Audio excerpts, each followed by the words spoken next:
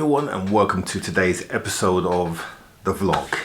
So today's episode is going to be slightly different to what we normally do. Normally we're under the hood of a bonnet. Today we're not going to be doing that. Today we're going to be looking at the new project that we are possibly going to encounter. So I had a bit of a poll last week to see which way you wanted me to go.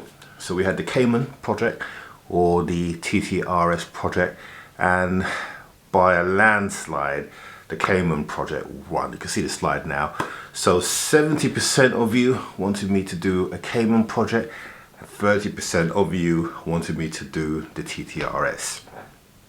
Okay, so with that done, Cayman project it is, and I'm actually quite glad. I'm glad it went that way, because I do like the Cayman. So like I said to you, I had the opportunity, the privilege of driving a Cayman, a GT4 mind you, but nevertheless a Cayman, sometime earlier this year, and I was so impressed with the handling, the characteristics, the driving pleasure. So for me to be able to get my own project and be able to do that is going to be phenomenal. Of course, what we're planning to do is not to get a GT4, because those cars are ridiculously expensive, and rightly so, because they handle so well. We're going to go and focus on just getting a standard Cayman but converting it into a GT4. So that will be the goal. And yes, there are Porsche aficionados who will probably start to look at this channel and will be utterly in disgrace. Don't care. It's my car at the end of the day, so we're going to be doing what feels right for me.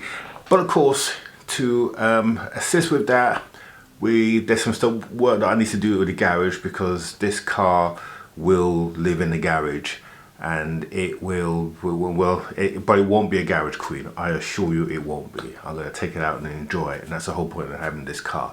But of course, we need to take a look at some of the options, because getting a car, a Porsche Cayman, particularly if we buy one through the salvage means, we've got to be really careful with the pricing. And I'm going to show you why in a second. But it does mean that this may take a little while. And I've been looking for a few months now, and some have come up, have been well within price range, but then when you do the math, that's where things have fallen over. And the danger is that we buy a damaged car, and then the price of repairing it supersedes buying just a straight car and then doing the conversion. So in fact, let me show you what I mean. Okay, so on screen now, what you can see is some cars that I'm watching on the Copart. So we've got on the top here our 718. It's a 2018 model. We've got another 2020 718 here, and then we've got a 2016 Boxer BL. Below I'm also looking at this 2011, although if I'm honest, I fancy the 981 and not the 987. The 987 is a nice car, but the 981 has just got that. I love the shape of the 981. Alright, so we're going to take a look at the first one. So this one is the 718. So if you don't know the difference between a 718 and a 981, the 718 is a 4-cylinder turbocharged engine. The 981 is a flat 6-cylinder normally aspirated fuel injected motor. There are some arguments between the 718 boys and the 981. We're not going to get into that. That's not what this is all about. Alright, so let's just take a look at this car now. So the damage is really minimal, and it's not too bad. As you can see, it's mostly cosmetic, although this vehicle is a Cat S. So I'm not sure why it's a Cat S, because all the damage does look to be quite superficial. Just looking at the interior there, no airbags have gone off, which is nice, although that's not a problem for me because I've done airbags on a number of occasions. So we look for telltale signs. Normally if there's an airbag gone off at the top there, we look for a bit of cloth here, because sometimes Copart tend to tuck them in, which is always bad. And then when you have this side, you're looking at the other side to see if there's any telltale signs. So if we go back one, we can see this side, there's nothing there. So the airbags haven't gone off in this vehicle at all. The interior looks nice. It's a Alcantara steering wheel. So I'm thinking that this is a GT4. I think this is a GT4. Yeah, it's a GTS actually. There's no airbag lights on the dashboard, which is very good. So this car is looking pretty clean. It does seem to be cosmetic. So why is it a Cat S? That's just, again, plastics here. And the good thing about this trim here is all plastic. So you can, when you get the GT4, it's slightly it bulges out a little to be a little bit more aggressive. This is the very important piece here. This box here, if this is damaged, it is expensive to repair. So we need to make sure that that's okay. Now, although we can't tell here because obviously the original fairings are in place. Yeah, nothing to write home about there. There's an undercarriage from behind. These shots, I don't really see what the point why Copart put these shots, because they don't really show you much of if there's any damage, or it's very difficult to be able to tell if there's any damage. But anyway, there's a shot. So I think that this is a Cat S because the fact that the wishbone has been damaged. So they've just written it off as a Cat S, which is probably not good. Now they've got a value here of around £46,000. We're going to take a look at the additional to see if there's anything in there that tells us there's something else that we need to be concerned about. So it's only recently been shown as a Cat S. Let's just turn to some of it. Yeah, look at that. Undiagnosed noise from the engine bay. Yeah, that would be the reason why it's showing a 12k price and there's only 19 hours to go. So that one will be one that we will be really wary of. Now the engine noise could be something innocent, but it certainly has had a damage. It certainly had a hit. We can tell that. Sometimes you see cars coming through and they look okay. It's because they've obviously had a damage. Okay, so that's the first one that we've seen. Let's take a look now at the second car, which is this one here.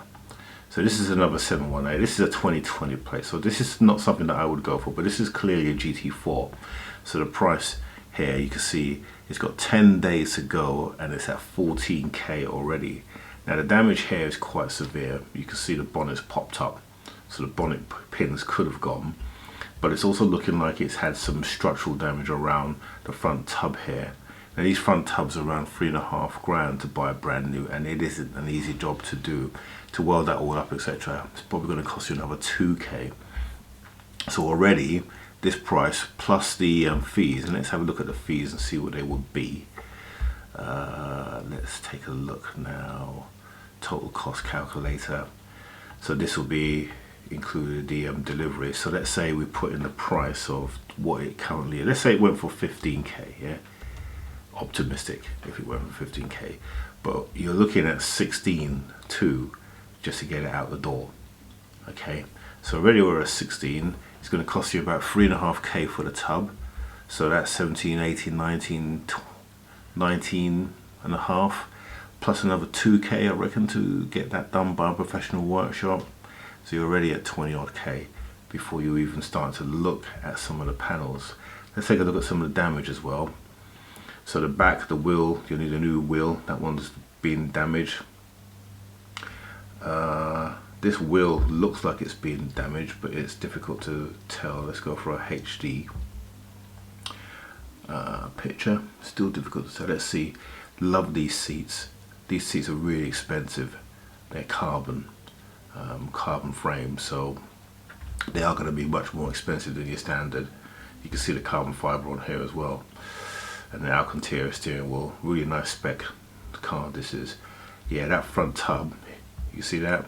That front tub will need to be changed on this. So that's going to be an expensive repair just to get that one sorted. Here we can see a whole lot of lights. No airbags one, strangely enough. This car doesn't have a lot of airbags, and look at the front there. You can see where it's all been destroyed.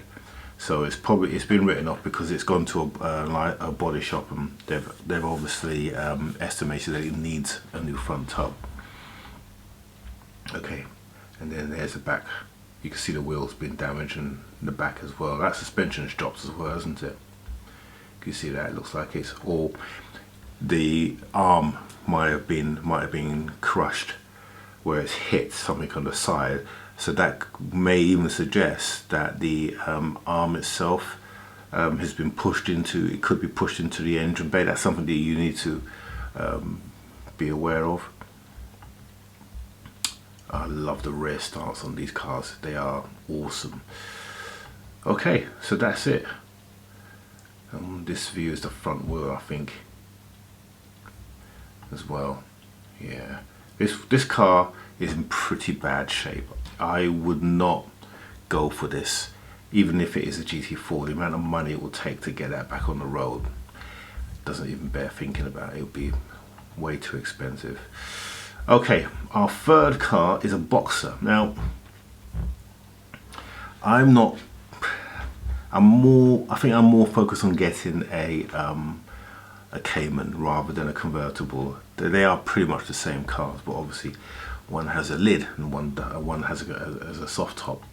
I put this on here because the Caymans are much cheaper in general. Now, this one has got 2 days to run and it's at 3K. So why is that so cheap? Let's take a look if there's anything in here. Any engine? Nope. Category S recorded last year. Okay, so this was damaged last year. So whether this has taken too long to go through insurance, I don't know. That's over a year ago that was recorded. So I wonder why. Let's take a look at the damage on here. It says it runs and drive. I wonder if it's just storage that's caused. See, when you see things like this, it makes you think, actually, maybe. But no, I'm gonna stick true to my original intentions, which is the GT or the GT4 conversion. That's what I really want. All right, let's take a look at the last vehicle now, and this is more of just a comparison. This is a 987. It's a run and drive, and this one here is, I picked this because it was quite strange because it's a Cat S. But if you look at the damage, it's like the front bumper and the back bumper, but everything else on the vehicle seems to be absolutely fine. Yeah, I don't know whether it's the airbag light is on because, yeah, that is an airbag light there, isn't it? But you look at the car itself and it all seems absolutely fine, doesn't it?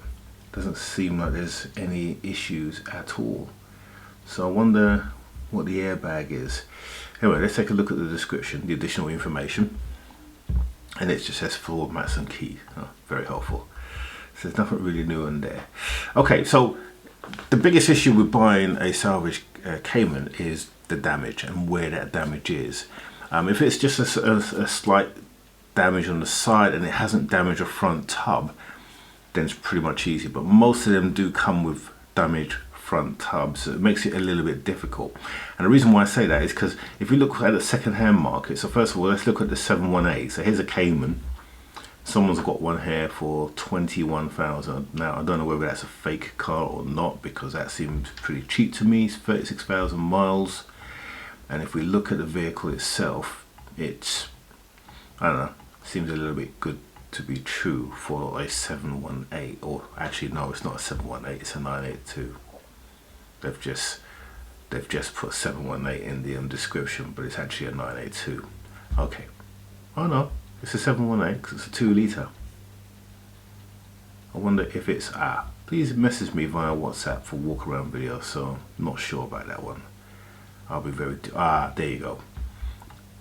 It was previously a Cat N. That would explain the pricing then. Okay. And I'm not averse to buying a Cat N. I'm really not, because I've sold many.